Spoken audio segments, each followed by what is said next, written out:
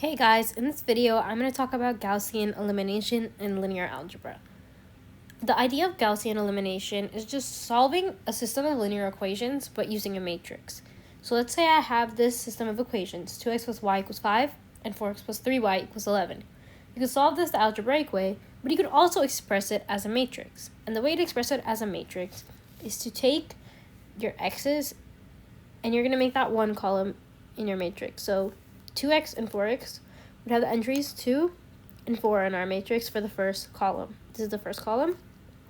Then for the second column, all the y's, this just has a coefficient of 1. So this would be 1 over here, and then over here this would be 3.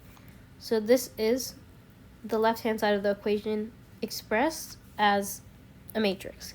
And then you'd multiply this by x, y as a column, right? And then how matrix multiplication works, you multiply the first row by this column. So you'd get 2x plus y, because 2x plus y. And then you'd multiply this one by that same column, and you get 4x plus 3y, which is exactly what we got over here. And then the right hand would just be our right-hand side of the equation, so that'd be 5 and 11. This is the way to write it as a matrix. Now, how do we solve this matrix? What we do is we augment this original matrix with this. And augment just means that we kind of put to the side over here the 5 and 11.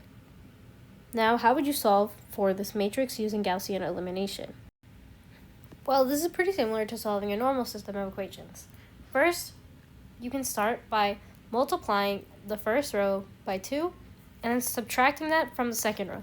So then the first row would stay the same, but we're only putting the operation on the second row. So we multiply this by 2, 2 times 2 is 4, and 4 minus 4 would be 0.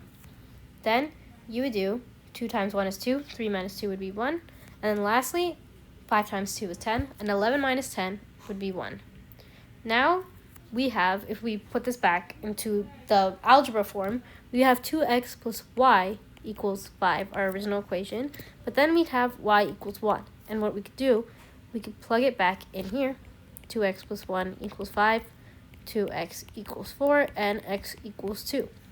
But we can take this a step further and also make it so that there's a 0 in this entry over here, and there's 0 in this entry over here.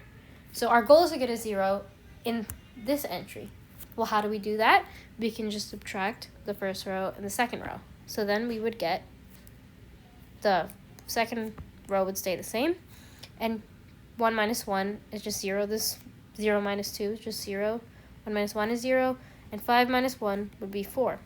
Then we can put a 1 instead of a 2 here, and that would be done by dividing the first row by 2. So then you get 1, 0, 2. Now, instead of having to plug it back in, we directly have x equals 2 and y equals 1.